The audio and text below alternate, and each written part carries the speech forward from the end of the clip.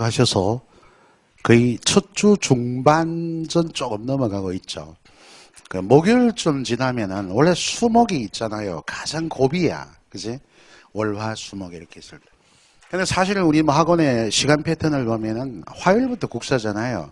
또 월 수요일 수업이 없는 친구들도 있고. 어쨌든 그러고 보면은 목요일쯤이 가장 이제 정점인데, 그 정점에 제가 수업해서 정말 고맙게도 생각하고 조금이라도 절절하게 우리 친구들이 막 이해를 해줬으면 좋은, 때로는 내가 당신이 되고 싶을 때가 있습니다. 가끔 많이 느껴요. 그래서 되도록이면 제가 전투적으로 가드드는 아침 강의는 꼭 들어서 자기 검증해 두시고, 첫 주 한번 완 사이클 수업을 해봤으니까 이렇게 공부하면 되겠구나 하는 방향을 조금 한번 다져보시기 바랍니다. 뭐 이도저도 계획이 안 서면은 제가 중요하다고 여긴 A, B, C, D 있잖아요. 그것만 지속적으로 보세요. 일단 그것만 보고 그것만 이해하려고 노력하고, 이해가 잘 안 된다 이러면 책에 오세요. 수업 시간 쉬는 시간에 간간히 제가 있잖아요. 아직은 뭐 특별한 의문사항도 없고 이래가지고 어떤지는 모르겠지만 공부하시다 보면 반드시 의문점이 있습니다. 의문이에요. 선생이라고 하는 직업은 제자들의 의문을 풀어주는 사람이에요. 그래서 뭔가 공부가 안 되고 기가 뭐 이런 추상적인 논리에 집안되더라도 학습 방향에 문제점이 있을 수도 있고 하니까 와서 같이 한번 얘기하는 게 훨씬 더 효율적인, 당신 학습의 효율적인 방법 중에 가장 중요한 방법이 아니겠나라고 조언을 드려봅니다. 자, 우리 과정의 추리, 뭐 이 과정이니 뭐 의도 관점이니 뭐 얘기들이 많습니다. 지금 보니까. 자, 전제 결론으로 이루어져 있는 글의 논리구조. 그러면 전제는 결론을 또 안 되면 결론을 내리기 위한 앞세운 명제, 결론에 타당하다를 증명하는 앞세운 명제가 전제입니다. 그 전제 위에다 이렇게 적어보세요. 핵심 논거. 핵심 논거가 전제가 될 때도 많습니다. 일단 그렇게만 적어놓아요. 그 첫째 줄 있잖아. 전제 결론일 때 전제 위에다 핵심 논거만 적어 놓기 바랍니다. 일단 셋째 줄 볼까? 새로운 판단을 하기에 앞서 이미 기정사실화된 사실 혹은 새로운 판단이 성립하기 위해 반드시 참여한 사실, 이게 뭐야? 이게 전제란 낱말 뜻을 달리 얘기한 겁니다. 새로운 사실은 주장이고 결론일 수 있고, 자, 그래서 논증, 논리적 증명 과정, 논술문에 논증이 있거든요. 주장하는 글에는. 그런데 주장과 논거, 주장이 주지고 논거가 아까 저기 막 왜냐면 때문이다 이런 식으로 많이 구조화 쉽게 봤지 않습니까? 일단 그 1번에다가 전제 추리의 F. 얘는 좀 안 쉬워요. 그래서 20번 이렇게 적어놓고 그 전제의 뜻이 나옵니다. 일반적으로 전제는 그게 두 가지 의미. 줄만 그어놓으세요. 첫째 줄, 특정한 주장이 성립할 수 있는 논리적 근거. 거기 줄 긋고. 다음 셋째 줄, 일정한 논의가 진행되기 위해서 이미 인정된 내용이나 조건 또는 배경. 거기까지. 전제의 뜻인데 예컨대 동그라미 쳐봐봐. 넷째 줄 예컨대. 한번 볼까? 우리 문화의 고유한 특성을 알아보자. 이런 설명적 표현이 있다면은 우리 문화의 고유한 특성을 알아보자는데 문화에는 각각 고유한 개별적인 특성이 있다라는 전제가 되어야 이걸 알아볼 필요가 있는 거죠. 그 바로 밑에 있죠, 그죠? 이런 걸 이제 타당성 있게 한번 생각을 해보세요. 그러니까 우리 문화의 고유한 특성을 알아보자 이런 설명적인 글에는 그러니까 문화마다 각각 고유한 특성이 있다가 전제되어야 됩니다. 문화마다 고유한 특성이 있고 보편적일 것 같으면 이런 거 어떻게 알아봐요? 얘기가 안 맞지. 그렇게 결론이나 지금 새로운 사실을 제시함에 앞서서 타당하다고 여기고 앞에 나올 수 있는 내용, 그게 바로 전제입니다. 이런 전제를 추리하는 거예요. 자, 이번에 결론 추리, 거기다 G.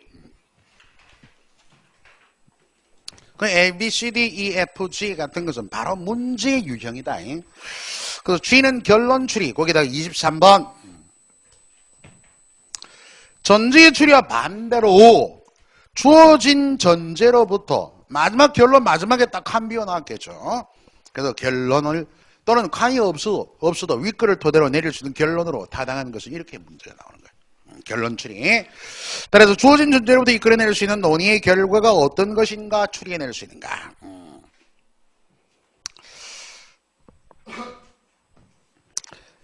여러분들 거기 지금 보면은 조금 정연해서 봐야 될 게 7번 문제예요. 7번 문제는 교육행정적 2005년 문제입니다. 이게 조금 어려워 보이는 듯한데 한번 풀어보죠. 다음 글에 이어질 결론의 내용, 결론 추리입니다. 그죠? 일단 문제는 물음에서 필처에도 무엇을 묻고 있는가를 파악이 돼야 되는 거예요. 결론 추리. 그럼 앞에 나와 있는 게 거의 전제인데 결론을 어떻게 이끌 것인가? 우리는 흔히 근데 여러분 잘 봐봐. 이게 지금 논설문이라고 했을 때 이걸부터 한번 선택지 딱 봐요. 선택지. 말아야 한다 밑줄. 또 1번, 2번에 보면은 가지고 있다 밑줄. 3번에 되어야 한다 밑줄. 4번에 치중하게 된다 게 된다 밑줄. 5번에 경우가 있다 가 있다 밑줄. 여러분 한번 생각해 보면은 벌써 두 개로 압축되죠. 왜요? 이 글이 주장하는 글 같으면은 뭐뭐 해야 한다는 정책명제 구조를 띈다면은 여기 금방 언급한 2번에 고 있다는 상황 제시, 뭐뭐 하게 된다는 크게 중요하지 않은 표현, 그리고 뭐뭐 경우가 있다는 것은 화제 제시. 이렇게 해서 두 개는 이미 주장하는 내용이 세 개는 주장하는 내용이 아닙니다. 서술로만 보더라도. 그래서 주장하는 내용. 왜 그런 얘기를 하냐면 7번에 보면은 물음에서 결론 그래서 그러면 내가 얘기했잖아. 서론, 본론, 결론 할 때 론자가 들어가면 그건 논설문이라고 얘기했죠. 논설문은 자기 주장을 펼치는 거리거든. 그치? 그러니까 물음을 통해 볼 때 아하 벌써 선택지 3개는 시쳇말로 물 건너간 겁니다. 이런 게 바로 가시적 정보를 통한 바로 문제 해결 전략이에요. 그만한 이유가 있는 겁니다. 충분히 근거를 가지고 지금까지 우리가 그걸 학습해 왔어요. 그래서 우리 잘 모르는 학생들은 이걸 보고 계속 고민하고 여기 문제 해결의 실마리를 타진해 갈 수 있는 것을 잘 끄집어내질 못합니다. 그러니까 결론은 그래 이거 다 읽어보고 보니까 이것 같기도 하고 긴가민가 긴 게 답이 되고 5번 답하고 그거 황당하잖아요. 답이 없잖아. 안 나오지 그러면. 그래서 이걸 원활하게 전략적으로 해석하자. 자, 결론 논설문이다. 주장하는 글이네. 그러면 서술을 선생님이 많이 보라 그랬다. 딱 보니까 정책명제가 주장이 나오니까 3개는 벌써 답이 아니야. 딱 결과됐잖아. 그러면 이제 2개가 답인데 1번 아니면 3번이거든. 그지? 거기까지는 이해됐습니까? 여기까지 이해 안 되신 분들은 참 가슴이 아파요. 내가 정말 아파. 우리 집에 개를 한 마리 키웁니다. 이름이 짱아예요. 짱. 계집애입니다. 1년 2개월 됐어요. 그럼 사람 말귀를 다 알아듣습니다. 얘가. 똑똑하다고 얘기하는 게 아니고 가자 이러면 지가 난립니다. 벌써 저밖에 가 있어요. 가자 그러면. 가장 좋아하는 사람은 철가방 아저씨 좋아합니다. 또 택배 아저씨. 왔다 그러면 난립니다. 가고 싶어가지고. 걔가 너무 집안에 우울증 걸리진 않았나 이래 싶어요. 느낌이 집안에 너무 가둬져 있어가지고. 걔도 하물며 그런데 사람이 오죽하겠습니까? 여러분은 지식의 우울증을 앓고 있는 것은 아닌지, 너무 자기 생각만으로 갇혀 있는 것은 아닌지, 자기는 모릅니다. 그게 더 큰 병입니다. 그죠? 그게 바로 지식과 문제 해결의 우울증에 걸려 있는 사람들이야. 내가 그렇게 얘기해요. 개를 비유해서 얘기해서 죄송합니다만은 그래서 자기 한계를 깨뜨려야 돼요. 자기 속에 폐쇄되어 가지고 문제의 어떤 방향을 못 보고 그런 문제 풀면 되지. 이건 방법이 아니야. 그런 건 대책이 아니거든요. 내가 원활한 대책을 얘기했잖아. 바르게. 그럼 거기에 따라서 최소한 이해하려는 노력. 그러면 있잖아. 80%를 맞출 수 있어요. 그지? 그럼 그렇게 보면 야 이게 스스로 그래 이거 아니네. 둘 중에 벌써 확률은 50%잖아. 그리고 긴 게 답이다. 샤머니즘 살짝 곁들이면 답이 뭐가 됩니까? 3번이 답 되겠지만 그건 마지막 얘기는 농담을 한 겁니다. 이어보죠. 핵심을 파악하다 해서 우리는 흔히 문화 전통의 시대성 동굴배기 이 첫째 지문이 소주 지문입니다. 뒤에 전부 다 뭐예요? 가령, 동그라미. 가령은 뭐죠? 여러분, 가령은 한자어인데 말이야. 예를 들면 이렇게 순화해야 됩니다. 예를 들면 예시야. 쫙 전부 다. 그러니까 한 문장 주지 뒷문장 전부 예시. 그러니까 시대성이란 말이 딱 나와 있는데 1번 근래 이루어진 것을 문화전통의 것처럼 오해하지 말아야 돼. 이건 답이 아니요. 시대성이란 말도 없잖아. 말하자면 3번이 답인 거야. 민족의 문화전통은 역사적인 것이므로 역사 속에서 그 시대성이 고려해야 한다. 나머지 얘기들은 조금 더 꼼꼼하게 이거 설명하려면 내용까지 이해하려면 상당히 오래 걸립니다. 시간이. 그래서 한번 쭉 읽어보세요. 그래서 이건 문제를 금방 얘기 드렸듯이 형식적으로 가시적 정보만 두고 풀면 0.3초 문제입니다. 딱. 나중에 한번 여러분이 거듭해서 좀 더 내용적인 문면 심화시키는 내용은 좀 더 이제 공부를 조금 단계적으로 학습해 가면서 조금 더 수준을 높여가면서 이해를 좀 하면 됩니다. 일단 그렇게 하시고요. 다른 문제를 연결해 두시고 우리 113쪽 보십니다. 자, 5번에 추론의 방식과 오류. 여기서 이제 중요한 게 뭐냐 하면은 114쪽에 논증의 오류입니다.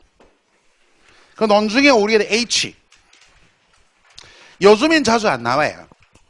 근데 2007년까지, 10년까지, 2012년 문제도 있긴 합니다. 한 문제씩 가끔 가다가 심심찮게 나왔어요. 얘가. 앞부분은 추론의 방식은 문제로 나오는 경우는 드뭅니다. 추론의 방식은. 이게 연역 추론인가 기납 추론인가 문제로 제기하는 경우는 극히 드물어요. 요즘에는. 그러나 논리적인 측면의 사고의 이해라는 점에서는 조금 알아둘 필요는 있어요. 무슨 얘기인지 납득을 했을 겁니다. 자, 거기 논증이란 증명이죠. 논리적인 추론 과정을 통해 자신의 주장의 견해를 설득 있게 전개하는 것을 말합니다. 이렇게만 두고 추론의 방법. 그러면 추론 여기다 동그라미 치고 낱말 뜻을 한번 적어보세요. 한자입니다. 추론. 한자 안 쓰기로 마음을 돈독하게 먹었습니다. 어떤 사람이 이렇게 안 쓰니까 최지병 한자를 몰라서 안 쓰시는 거죠. 그렇게 생각하셔도 좋습니다. 마음껏 생각하시고. 자, 추론은 낱말 뜻을 얘기할게요. 낱말 뜻. 적어보세요. 하나 둘의 명제를 통하여 하나 둘의 명제. 명제도 나중에 뭔가 나옵니다. 명제를 통해 결론을 어떻게 도출하는 과정. 도출하는 이끌어내는 이런 뜻입니다. 결론을 이끌어내는 과정 자체를 뭐라 그런다? 추론이라 그래요. 하나 둘의 명제를 통해 결론을 도출해가는 과정을 뭐라 한다? 추론이라고 해요. 자, 그러면 아주 간단하게 한번 예를 들어보죠. 기억. 모든 사람은, 비슷한 예문들 많이 본 적이 있을 거예요. 모든 사람은 죽는다. 그죠? 이렇게 하나의 생각을 문장으로 표현해낸 게 명제야, 명제. 우리 수학의 명제도 있죠. 그죠? 참인 명제, 무슨 거짓인 명제 있지만 수학과는 조금 차이가 있습니다. 하나의 생각을 문장으로 드러낸 게 명제입니다. 명제의 종류에 사실명제, 정책명제, 다음에 가치명제 있거든. 정책명제는 얘기했잖아. 뭔데? 필저의 주장을 강조한 명제. 해야 한다 이렇게 해서. 모든 사람은 죽는다. 다음 두 번째. 그러니까 일반적으로 논리, 논증, 추론에서는 문장이 곧 명제라고 보면 됩니다. 공자, 석가도 사람이다. 공자, 석가도 사람이다. 자, 그러면 봐봐. 하나 둘의 명제 아니니? 하나 둘의 명제에서 그러므로 이제 결론 명제를 도출해 내려 합니다. 이끌어내면 어떻게 될까? 이거 많이 본 문장이죠. 논리적으로 판단해 보세요. 요거 두 개를 통해서 그러므로 공자 석가도 죽었다. 그지? 이게 결론 아닌가? 공자님 석가. 예수도 마찬가지지만 석가는 죽었다. 죽는다는 현재이니까 이미 죽은 사람을 죽는다고 할 수는 없잖아요. 이 결론이거든. 그럼 이런 결론을 그자 이끌어내기 위해서 앞세운 명제를 타당하다고 여기고 앞세운 명제를 뭐라고 했다? 이걸 전제라고 그랬잖아. 내가 낱말 뜻을 뭐라 그랬니? 결론을 내리기 위해서, 새로운 사실을 도출하기 위해서 타당하다고 여기고 앞선 명제, 앞선 내용이 전제. 설명도 됐죠. 그리고 하나둘의 명제를 통해 결론을 이끄는 이 과정 자체를 뭐라 그래요? 추론. 일단 제가 판사하고 또 책을 통해서 강의하는 내용의 가장 기초적인 설명은 이해를 하셔야 됩니다. 그게 가장 기본이거든. 그런 골격이 이해가 안 되면 난도 높고 낮고 간에 문제를 여러분이 설령 풀었다 해도 온전하게 못 푸는 거예요. 사실 이제 우리 학생들이 시험을 딱 치다 보면 국어 20문제를 쳤다. 근데 7점 받았다. 70점. 이러면은 6개는 무조건 몰라서 틀린 거 아니겠어요? 20문항이니까. 근데 나머지 14개는 정말 내가 완벽하게 알아서 풀었는가? 그렇지 않은 문제도 들어있을 겁니다. 혹시 또 틀릴 수 있는 문제거든, 그런 것은. 그런 것들을 잘 타진하기 위해서 이런 수업이 필요한 거예요. 자, 모든 사람은 근데 범주를 생각해 보자. 전제에서. 모든 사람이 나와 있고, 얘는 공자, 석가. 어느 것이 구체적입니까? 이쪽이 구체적이죠. 모든 사람은 포괄적이에요. 포괄적인 게 뭐라 그랬니? 더 범주가 큰가, 아이가? 포괄적인. 이게 대전제예요. 범주가 크다. 얘가 소전제예요. 그러면 여기서 핵심 주장은 어디 있겠습니까? 이겁니다. 모든 사람은 죽는다. 이게 일반적 원리라 그래요. 이런 추리를 말하면 연역추론이라 그래요. 연역추론. 연역추론은 주제에 가까운 일반적 원리가 가장 앞에 옵니다. 그래서 이제 여러분 방법적으로 보면 추론의 방법에서 첫 번째 연역추론이 있죠. 연역추론의 방법이 어떻습니까?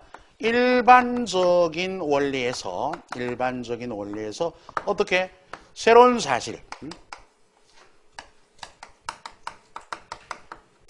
여기 보면은 모든 사람 죽고 공자석가 죽고 새로운 사실 결론을 이끌어냈잖아요. 그게 구체적이고 특수적 사실을 이끌어갑니다. 이게 연역추리예요. 그럼 여기 나온 일반적 원리, 얘가 소주제문 이렇게 되는 거예요. 결론이라고 무조건 주제가 되는 게 아닙니다. 그 점 한번 참고하고. 반면에 귀납추론은 조금 상대적입니다. 방법상으로 보면 있잖아. 어떠냐면은 특수적 사실, 특수한 사실을 여러 가지 사례들을 이끌어 놓고 그 다음에 뭐냐면은 여기 일반적인 원리를 도출해냅니다. 얼핏 보면은 구체적 특수적 사실이니까 얘가 단순히 순서만 바뀌면 귀납법, 연역법도 바뀔 듯하죠. 그러나 이건 절대 있을 수 없어요. 이건 방법상의 문제일 뿐이면 이걸 헷갈려 하시는 분이 있어요. 자, 한번 예를 한번 볼게요. 여기. 저기 연역법이 예를 들었으니까 기억에 아스피린을 먹고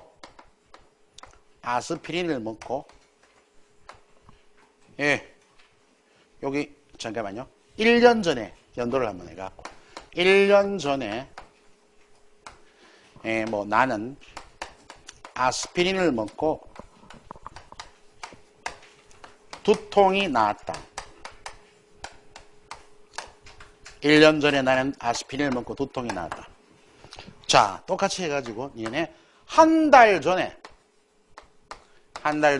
나는 아스피린을 먹고 두통이 나았다. 한 일주일 전에 나는 아스피린을 먹고 두통이 나았다. 자, 이런 개별적이고 특수한 사실들이 좀 열거되고 마지막에 이끌어진 결론입니다. 그러므로 아스피린을 먹으면 이런 기억, 니은, 디귿을 봤을 때 아스피린을 먹으면 두통이 낫는다라는 결론을 도출은 할 수 있습니다.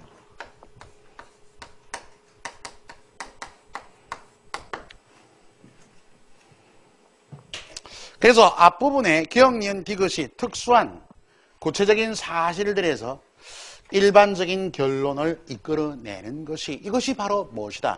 이때는 일반적 결론이 뭡니까? 일반적 원리가 당연히 결론이 주제가 되겠죠. 이게 귀납추론이에요. 그러면 봐봐. 이걸 뒤집었다 예를 들어서 아스피린을 먹으면 두통이 낫는다. 뒤집었다 순서만. 왜냐하면 1년 전에 나는 아스피린을 먹고 두통이 나왔고 한 달 전에 나는 아스피린을 먹고 두통이 나왔고 일주일 전에 나는 아스피린을 먹고 두통이 나왔기 때문이다. 이렇게 순서만 뒤집었다고 하면 그러면 귀납법이 됩니까? 연역법이 됩니까? 아닙니다. 절대 아니에요. 귀납법은 영원한 귀납법이에요. 그럼 뭐 갖고 판단하는가? 요걸 알아야 되겠죠. 그죠? 순서가 바뀌더라도 귀납법을 알아야 됩니다. 자, 여기 연역추리의 일반적인 원리는 사실이나 진리입니다. 요거 아셔야 돼요. 사실이나 이미 밝혀진 진리예요. 근데 귀납추론의 일반적 원리의 특징은 어디 있냐면은 논리적 비약이 있어요. 요게 중요한 거예요. 논리적 비약. 봐봐. 1년 전, 한 달 전, 일주일 전 이것들이 아스피린을 먹으면 두통이 낫는다는 결론을 내릴 만큼의 모든 내용을 다 포함하지 못합니다. 절대로.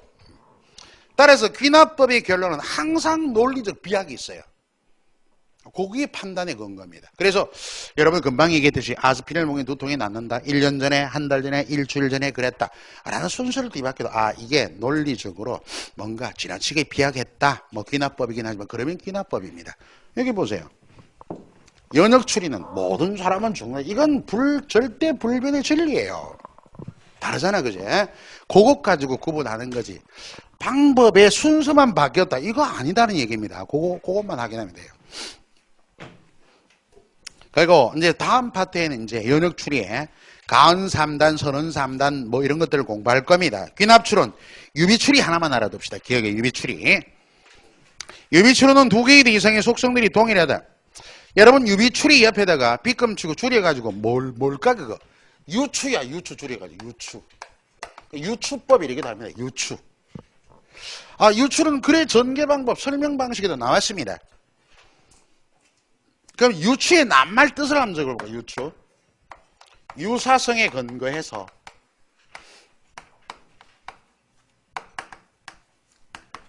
두 대상 이상의 사물의 유사성에 근거해서 미루어 짐작함. 이게 유추예요. 낱말 뜻이. 유추의 기본 전제는 유사성이 있어야 됩니다. 그래서 앞에서 글의 설명 방법의 유추 방법은 어렵고 복잡한 개념, 추상적인 마라톤은 인생은 마라톤 이런 얘기는 했죠. 친숙한 개념을 들어 설명하는 방법이 유추라 그랬어요. 그 유추의 근본적인 낱말 뜻이 이겁니다. 유사성이 반드시 두 대상 유사성이 있어야 돼요. 유사성에 근거해서 미루어 짐작하는 이게 낱말 뜻이야. 자, 그러면 이걸 이제 논증의 방법으로 유비추리, 귀납법이라 그랬는데 봐봐. 유비추론, 즉 유추는 두 개의 대상이 속성이 동일하다는 사실에 근거하여 그것들의 기타 속성도 동일하다. 그러니까 유사성이 있죠. 동일하다면 유사성에 근거해서 미루어 짐작한다는 내용과 똑같아요. 그럼 이해가 됐을 거고. 자, 그 글상자 안에 예를 가지고 좀 더 분명하게 해석해 봅니다. X는 A, B, C, D, E라는 원수를 가져요. Y는 A, B, C, D를 가진다. 그럼 Y는 A, B, C, D가 동일하잖아. X와. 그러니까 결론은 어떻게? Y도 E를 가질 것이다. 유사성, A, B, C, D의 원수가 동일하다는 것에 근거해서 당연히 E란 원수를 가질 것이다. 미루어 짐작한. 이게 바로 유추야. 유비추리. 이런 방식이 문제에 나왔는데 시험 문제에 말만 바꾸었어요. 여러분은 114쪽 봅니다. 말만 바꿔. 어떻게 바꾸실까? 얘가 어디 갔지? 바로 밑에 있네. 죄송합니다. 113쪽 끝부분에. 예문 그거 시험 문제예요. 지구에 있는 공기, 물력, 햇빛, 밑줄. 공기, 물력, 햇빛, 생물까지 밑줄. 이와 마찬가지로 공기, 물력, 햇빛까지 밑줄. 화성에서 유사성이죠. 역시 생물이 살고 있거나 살았을 것이다. 그러니까 네 가지 요소가 동일하다는 데 근거해서 생물이 살아날 것이다. 미루어 짐작하는 것은 뭐다? 유비추리. 요게 답이에요. 얘기되겠죠? 뭐 그 정도 이해하면 겁낼 거 없어요. 변증법은 정반합이니까 정반합. 그 한번 읽어만 두시고 어렵진 않습니다. 자, 오늘의 마지막에 핵심 키워드는 여기입니다. 논증의 오류. 그래서 얘는 개별적으로 독립된 문제가 드러들어 나옵니다. 네, 여러분들이 이게 뚝 보고 개념을 일단 파악을 해 두셔야 돼요. 문제 유형은 어떠냐 하면 그 개념을 설명하는 이런 개념 파악 자체를 묻는 거 아닙니다. 상황 지문을 드러내요. 구체적인 예시를. 그 상황에 어떤 오류가 있는가를 판단해내는 문제로 나옵니다. 그 수능에서도 많이 이게 나왔죠. 그죠? 여러분 공무원 시험에서도 2005년까지는 많이 나왔는데 2007년 정도까지는 많이 나왔는데 요즘엔 조금 뜸한 편입니다. 그러나 2013년에도 한 문제 나왔어요. 그러니까 한번 공부해 두어야 합니다. 그러면 오류가 뭔데? 논증은 뭐야? 논지에 대한 증명이라 그랬잖아. 그럼 오류는 잘못된 사고, 논리적으로 잘못된 사고. 우리가 많이 설명하고 사용도 하고 있습니다. 언어 생활에. 근데 알고 꼼꼼히 따져보면 논리적으로 문제가 있어요. 그 문제를 발견하는 건 뭔데? 여러분 한번 봐봐. 보통 주장이 있고, 주장이 주지죠. 보통 하나 둘의 문장은 어떻게 되어 있냐면 논리성을 확보하기 위해서는 여기 뒤에 근거가 있게 마련입니다. 주장과 근거 이래만 이 논리성이 확보돼요. 논리적인 거. 주장이 있고 왜냐하면 때문에 이게 딱 나와야 그렇구나 하는 이해가 되거든요. 이럴 때 이 둘 사이에 문제가 생긴 겁니다. 잘 보시면. 이게 바로 이 문제가 생긴 형태를 집약적으로 오류라 그래요. 그 오류가 생기면 논리적인 설득력이 떨어질 수밖에 없습니다. 그걸 이제 발견해내는 작업이에요. 자, 논리적으로 잘못된 사고. 그래서 뭐 형식적 오류, 비형식적 오류 있대죠. 여기는 우리 시험에는 비형식적 오류만 나옵니다. 일반적으로. 자, 1번 심리적 오류. 우측에 보세요.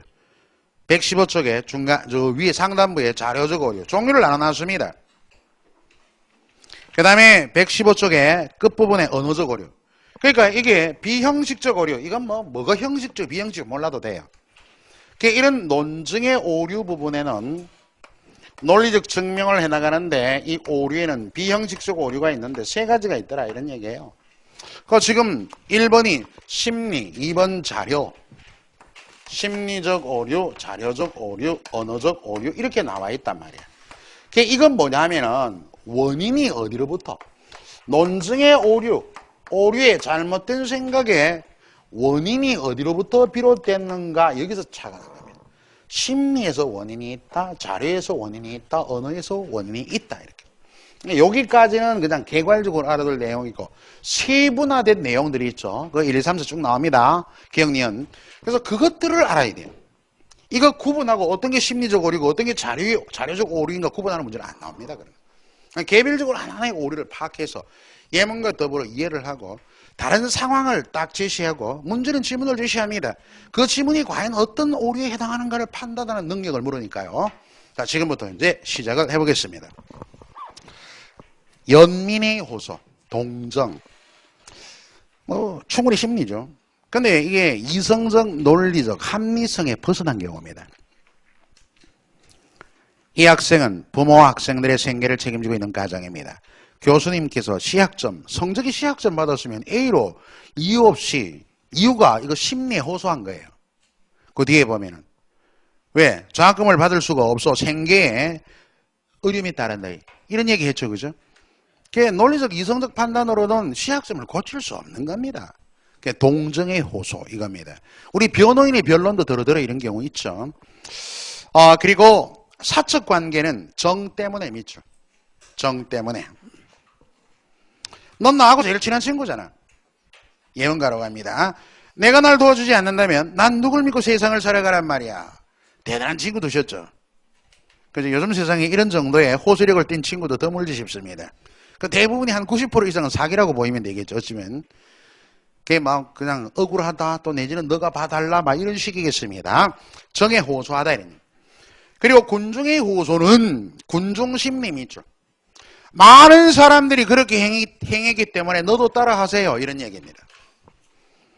여러분 존 스튜어트 밀이라는 사람이 있죠. 그 사람이 진리는 변하지 않는다 그랬어요. 민주주의의 가장 큰 맹점이 다수결의 폭력이라 그랬어요.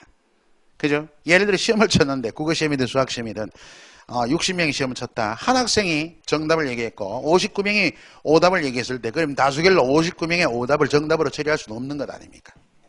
무슨 얘기인지 이와 관련이 돼요. 많은 사람들이 했으니까 그렇게 하라. 이렇게 얘기하는 거예요. 한번 봐봐. 이 책은 가장 좋은 책이라는 평가, 그 근거에서 봅니다. 근거와 주장. 앞엔 주장이 된 근거예요.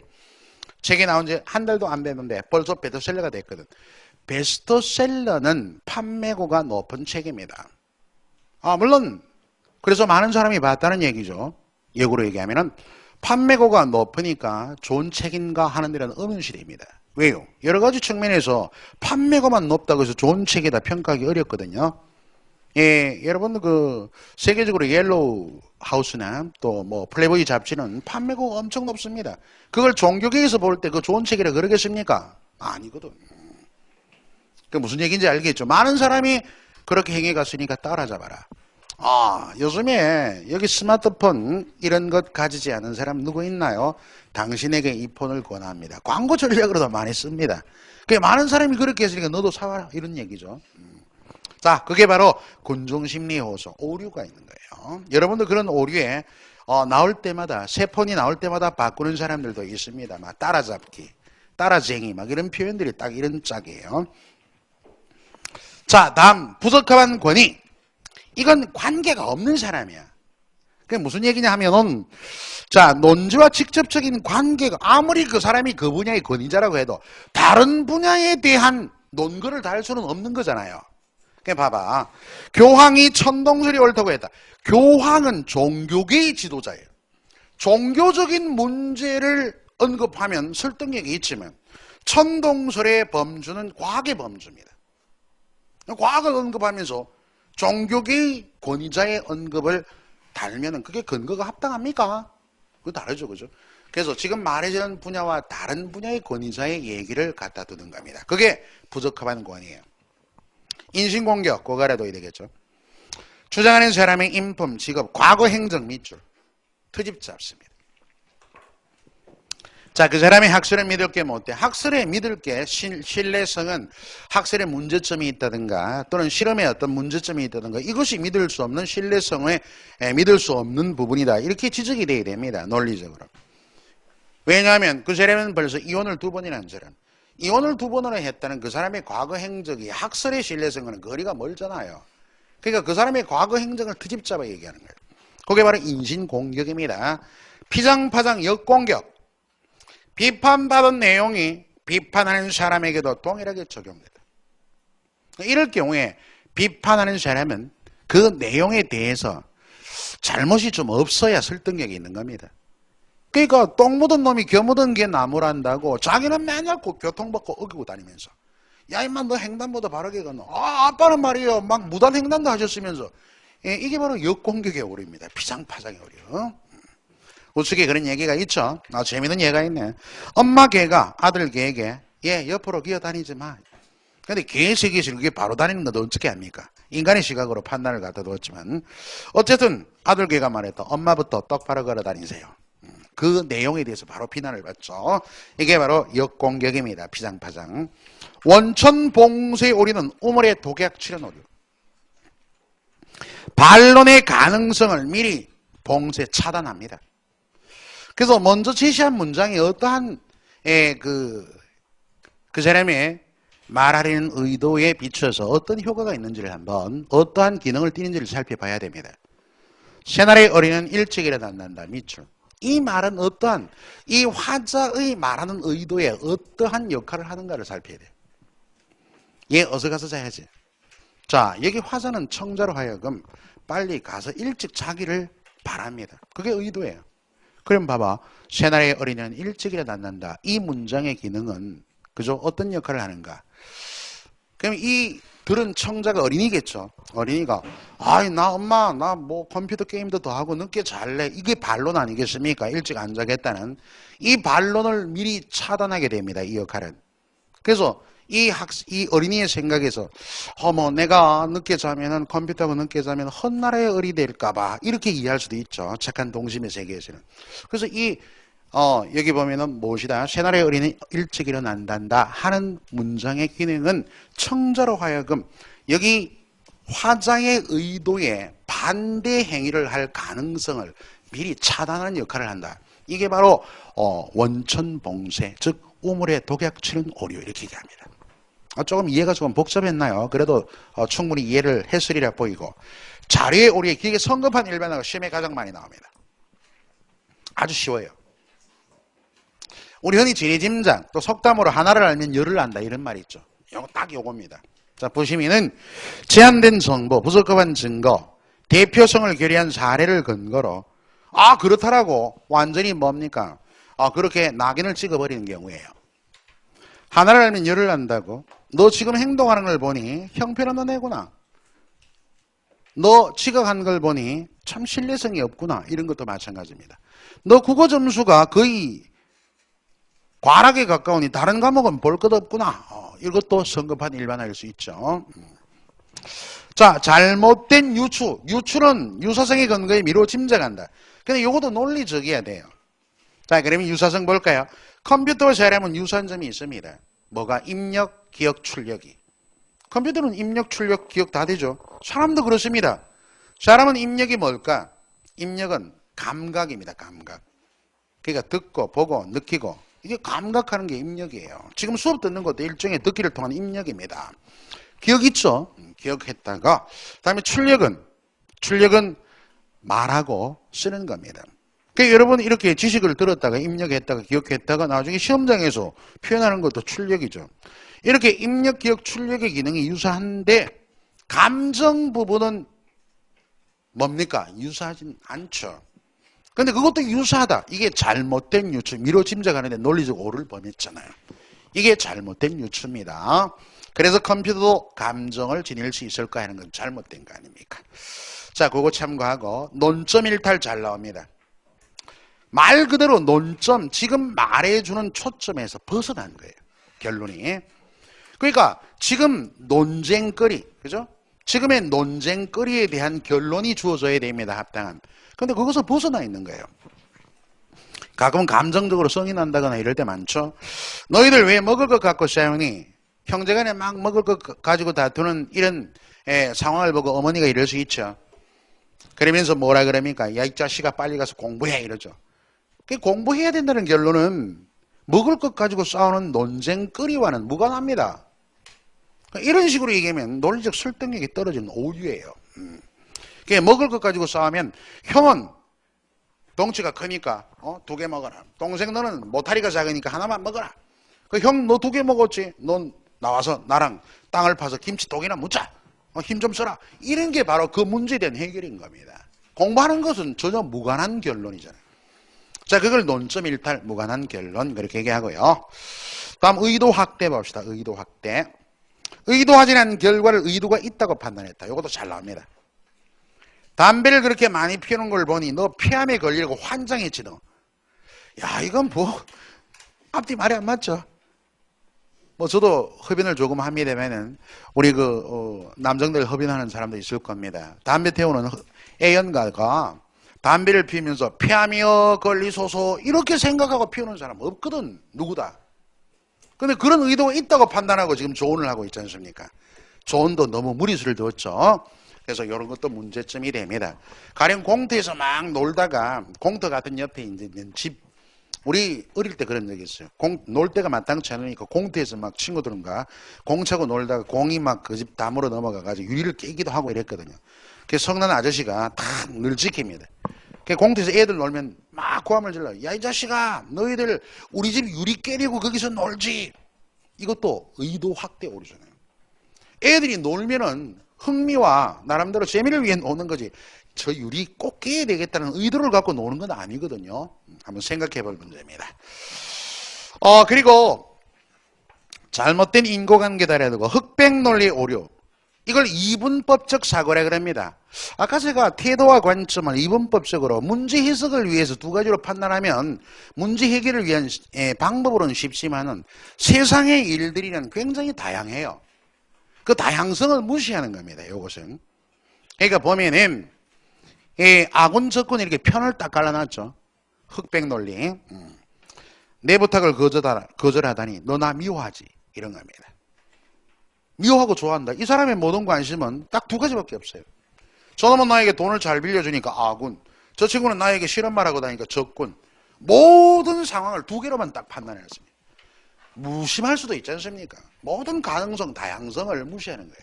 무서운 논리입니다. 어쩌면은. 어쨌든 문제 해결에서는 조금은 도움은 될 수 있지만 흑백 논리, 순환 논증 읽어두시고 복합 질문 마찬가지. 언어적 오류의 애매의 오류 밑줄. 둘 이상의 의미를 가진 말, 거기다 밑줄 긋고 위에 적기를 문맥적 의미가 다르다. 이렇게 적어놓으세요. 문맥적 의미가 다르다. 자, 지금 여러분은 115쪽에 밑에 셋째 줄 애매의 오류 보고 있습니다. 애매의 오류.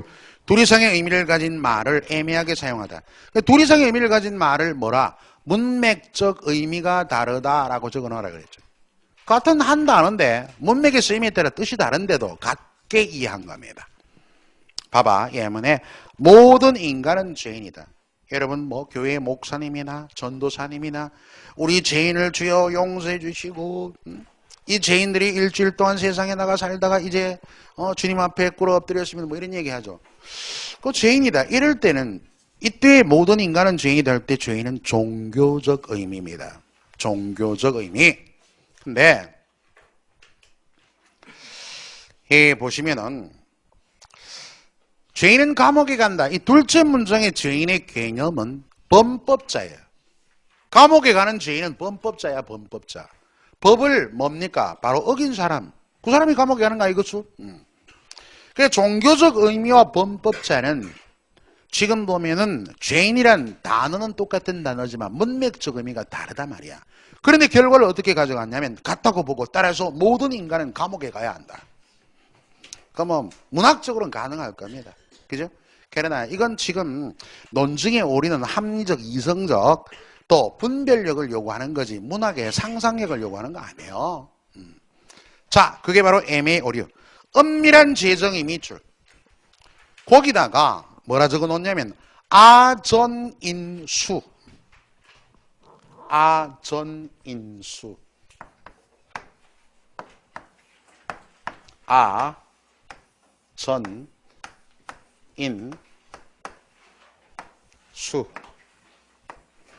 뭐 한자는 모르셔도 글자들은 많이 들어봤죠.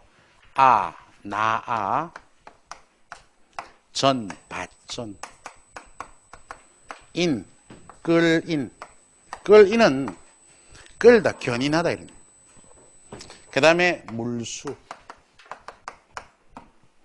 뭐 쓰기 어렵고 헷갈리면은 나중에 두셨다가 칠판을 확 떼어 가세요. 그죠? 칠판을 떼어 가셔도 됩니다. 칠판 진짜 없어지면 곤란하고 영어 수업 못하니까. 아전인수. 그게 나의 밭에 뭐 물을 끌어들이다 이런 기본적인 해석이죠. 그러니까 이걸 속담으로 얘기하면 내 논의 물대기입니다. 또는 제 논의 물대기. 제가 내 아닙니까? 제 논의 물대기란 무슨 뜻입니까? 논리나 이론 따위를 자기에게 유리하도록 끌어붙인다 이런 뜻입니다. 여기 은밀한 재정이란 표현이 논리나 이론 따위를 자기 유리하도록 재정이 다시 정의를 내려서 자기에게 유리하도록 얘기하는 거예요. 논리성을 잃어버립니다. 무슨 얘기냐 한번 봅시다. 그 친구 정신병원에 가야 하는 것 아니야? 요즘 세상에 뇌물을 거절하다니 정말 미쳤어. 한 학생이 이런 예문을 읽더니 선생님 이거는 정말 참인데요. 바랍니다. 이런 친구가 있었어요. 요즘 뭐 현대의 위기를 많이 얘기합니다. 가장 큰 문제는 잘못이 진실인 것처럼 오도되는 경우예요. 세상이 비록 대부분의 사람들이 뇌물 시대를 살고 있다고 특히 공직사회에 가면 뭐 가만히 있어도 여러분 보통 비리에 많이 노출되어 있잖아요. 비리. 내한테 와가지고 최지평 선생님 강의 잘하세요 하면서 돈 봉투 꼽아주는 사람 아무도 없었어요. 비리에 노출이 안 돼 있고, 여러분은 공직에 그냥 앉아만 있어도 옆에 막 사람들이 와서 찔러 주기도 하고 막 그럽니다. 아이, 김주사 이 사람은 계집 하나 지는데 우리가 뭐 우리 집이 1가구 2주택인가 좀 삭감해 주게 하고 밑으로 오가는 게 있죠. 그럼 처음에는 또 청백리의 자세로 내가 구론의 삶을 살기로 했는데 받을까 말까 여기부터 인생의 경계입니다. 모든 결판이 나는 거죠. 그래서 몰라요. 뭐 많은 우리 공무원들은 나도 이렇게 믿고 싶습니다. 정말 성실하고 됐습니다. 이 청탁은 배제를 해야죠. 이렇게 살아가는 사람이 많다고 믿고 싶은 오후입니다. 정말이야. 그런데 항상 어떤 사건이 나면 끝에 가서는 반드시 공무원의 비리가 딱 잡혀있어요. 일부겠죠, 일부. 그렇게는 믿고 싶어요. 여러분들은 지금 마음으로 어떻게 생각할지 모르지만 이건 문제가 있죠. 문제가 있는데 이걸 자기에게 유리하도록, 이건 뭐 저 얼토당토 않는 말입니다. 다시 정의를 내린 그와 같은 은밀한 재정의 표현입니다. 강조의 오류, 그 앞에다 부정문 적어놓으세요. 부정문. 예문에 보니까 뒤에 안 된다 이런 부정문이 있죠. 이거 문법적으로 부정문은 문장 성분 하나를 강조하면 뜻이 여러 가지가 됩니다. 거기에서 여러 가지 뜻으로 해석해서 거기 착안한 거예요. 학생이 아주 기발할 수도 있겠지만 보세요. 우리는 우리의 친구들에 대하여 험담해서는 안 된다. 이 친구들이 답변한 내용을 보면은 그러면 선생님에 대한 험담은 괜찮죠. 맞아 죽죠, 그죠? 이랬다가는 여기 친구들에 대하여를 지나치게 강조해서 이런 기발한 생각은 했지만 앞뒤 뭡니까? 논리성은 떨어집니다. 이게 바로 한 문장 성분을 강조하면서 오는, 그래서 의미 해석을 가져간 데서 잘못한 오류입니다. 이게 강조의 오류예요. 이 부분은 부정문과 함께 더불어 보면 이해가 되고 이 부분만 봐도 이해는 될 겁니다. 좀 더 논리적 해석, 문법 이론은 부정 표현이라는 문법에도 있습니다. 그때 가서 한 번 더 언급할게요. 합성 다음에 분할의 오류 한번 볼까요? 합성과 분할은 방향이 반대예요.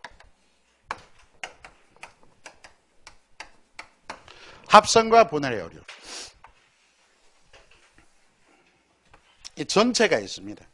항상 합성과 분할의 오류는 뭐가 있냐면 전체 범주가 있어요. 전체 또는 하나의 테두리가 있습니다. 이 전체와 범주가 있다는 측면에서 성급한 일반화와는 차이가 있어요. 성급한 일반화는 너 오늘 늦게 온 것 보니 신용이 없구나. 이건 범주가 없습니다. 테두리가 없어요. 성급한 일반화는. 그래서 뭐 작은 제한된 정보를 가지고 성급하게 그러니 하고 결론을 내려버리는 게 성급한 일반화고, 여기 합성의 오류와 분할의 오류는 전체나 범주 틀이 딱 있습니다. 예를 들어서 여기에 뭐 이제 large A, large B라고 보면은 large A에 여기 이런 ABC 이런 원소가 있다고 합시다. 벤 다이어그램으로. 그러면은 합성의 오류는 이 전체의 부분이죠. 이 C는 원소고 부분 아닙니까? 이 부분, 전체에 대한 부분의 특성 또는 속성을 통해서 전체가 그렇다. 물론 잠정적으로 다른 사람에게도 다 그렇다고 생각되면서, 그래서 하나의 부분의 속성을 전체로 몰아가는 것을 합성의 오류라고 그래요. 맨체스터 유나이티드 팀에 옛날에 박지성 선수 있었죠. 박지성과 같은 기동력이 탁월한 선수들이 있어. 원소의 특징입니다. 그러므로 이번 리그에서는 맨체스터 유나이티드 팀이 이길 거야. 우승할 거야. 이런 것은 그 전체 또는 집합의 부분 원소의 특징을 가져다가 전체가 그렇다고 봤죠. 그겁니다. 또 여러분 뭐 보면 최시라는 눈이 참 예뻐. 그러므로 그녀는 미인일 거야. 한 부분의 요소를 가지고 전체 그렇다고 가는 게 무엇입니까? 합성의 오류. 반대로 있잖아. 전체의 특성입니다. 전체나 집합의 특성이. 이 전체의 특성인데 불구하고 모든 부분에 다, 원소에 다 적용된다고 보는 게 분할의 오류예요. 미국은 GNP가 5만 달러가 넘는 선진국이야. 뭐 맞긴 한 얘기입니다. 그러므로 모든 미국 국민들은 다 잘 사냐? 아니거든. 못 사는 놈이 더 많거든. 훨씬 많습니다. 슬럼가가 많아요. 우리보다 더 합니다. 빈부의 격차가. 여러분 우리도 요즘 양극화돼서 빈부의 격차가 격심해지고 있는 마당이죠. 어쨌든 그리고 전체에 그렇다고 해서 부분까지 부분의 속성까지 다 그러하다고 보는 게 분할의 오류, 반대가 합성의 오류입니다. 자, 논증의 오류는 뭐 안 한 것도 들어있지만 꼭꼭 씹는 소화력으로 명확하게 이해하여 두셔야 됩니다. 10번 문제 풀고 10번 보세요. 다음 그래서 범하고 있는 오류의 가장 유사한 오류. 문제 이런 식으로 나와요. 그러면 수증기 응결체라고 한다. 첫 문장에서 성급하게 이해하면 곤란합니다. 그런데 뒤에 보세요. 원래 줄칩니다. 수증기의 입자 밑줄 너무 작아서 눈에 보이지 않는다. 그러므로 구름은 눈에 보이지 않는다. 수증기의 입자는 부분이죠. 그리고 구름은 전체 아니겠습니까? 부분의 특성으로 전체가 그렇다라고 얘기 드려갔죠. 이건 뭔데? 바로 합성의 오류다. 판단을 해야 돼. 밑에서 합성의 오류 골라야 돼요. 그지?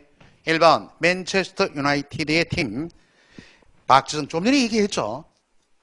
이게 맨체스터 지금 보니까 유나이티드 팀을 구성하는 한 선수가 그죠? 부분이 그렇다고 해서 전체가 그렇다고 하는 것은 지금 위의 지문과 같은 합성의 오류다.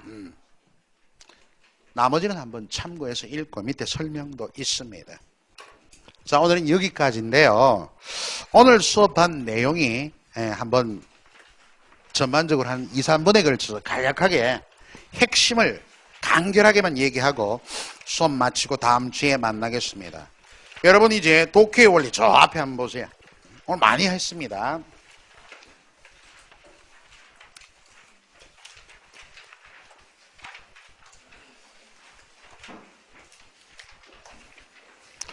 자, 우리 교재 72쪽에 독해의 원리 72쪽입니다. 조금 늦게 오신 분도 지금 들어두면 약이 되겠죠? 이제 본격적인 독해인데 평가 요소가 한 3가지 있다 그랬어요. 그 3가지가 사실적 사고 능력, 추론적 사고 능력, 비판적 사고 능력. 그러니까 오늘은 2개 했습니다. 그러니까 사실적 사고 능력과 추론적 사고 능력까지 공부하세요. 그러니까 먼저 사실적 사고 능력은 있는 그대로 정보에 제시된 그대로를 이해하는 겁니다. 그 글상자 보면은 내용면, 구조면 2가지 있죠. 그 내용면에 세부 정보 파악, 핵심 정보 파악, 라지 A, B, C, D는 문장 단락 간의 관계, 서술 전개 방식 파악하기 A, B, C, D. 이 4가지 유형이 거의 뭐 공무원 시험에 한 2-3문제 차지합니다. 왜? 독해에서 가장 많이 나오는 유형이 사실적 사고 능력이거든요. 자, 그래서 우리 같이 한번 쭉 공부한 바 있고요. 문제도 뭐 뒤에 있습니다. 좀 못 답은 문제는 아침 강의로 제가 수업을 충분히 충실하게 여러분의 수업으로 이끌 거라 이렇게 말씀을 드렸고요. 그 다음 102쪽에 추론적 사고입니다. 추론적 사고. 지금까지 배웠죠. 여러분 한마디로 102쪽에 글상자 보면 추론적 사고는 뭐다? 제시되지 않은 정보를, 보이지 않는 정보를 추리하는 능력입니다. 그래서 뭐 여러 가지 정보 추리에 세부 정보 가로 비워놓고 또 생략된 정보 가로 비워놓고 뭐 요거도 했죠. 상황 추리, 구체적 상황은 조금 어려웠다. 그치? 인문학에 대한 범주가 아닌 것을 해서 국회사무소 1번 문제 풀어내 조금 어려웠고 그 다음 필자의 태도, 관점, 의도 요거 3개는 태도와 관점은 뭐야? 바로 이분법적으로 해석을 하라 그런 얘기 했어요. 그리고 의도는 필자가 말하고자 하는 바니까 주제와 연결이 닿는다. 전제와 결론 추리. 전제는 결론을 내리기 위해 새로운 사실을 이끌기 위해 타당하다고 여기고 앞선 명제입니다. 전제 추리도 있겠거니와 또 전제에 해당하는 지문을 쭉 내려놓고 결론을 추리하는 문제도 있었습니다. 그 외에도 접속어를 넣는 문제, 그다음에 또 앞, 뒤에 보기의 내용을 어디다 첨가할 것인가 이런 문장이나 단락 첨가기 문제도 여기 나오는 무엇입니까? 추론적 문제 일환이었어요. 그리고 오늘 마지막에 수업한 추론의 방식, 그죠? 연역 추리, 연역 추리, 혼합 추리, 차이점. 변증법은 그냥 넘기고 말았습니다만 정반합의 원리로 언급된다는 것과 지금 공부한 논증의 오류. 논증의 오류는 개별적으로 여러분 혼자가 아니고 그 내용 자체로 독립된 테마로도 시험에 많이 나옵니다. 그래서 꼭 정확하게 자기 것으로 만드는 공부를 해두시기 바랍니다. 자, 이렇게 해서 어제부터 오늘까지 한 8교시 수업을 해봤는데요. 뭐 내용은 굉장히 많이 수렴을 했습니다. 이 부분을 이제 자기 것으로 응용하는 게 중요합니다. 그죠? 주어진 시간들 잘 타진하고 오늘은 여기서 마칠 테니까 다음 주에 만나서 또 열심히 공부해 봅시다. 수고했습니다.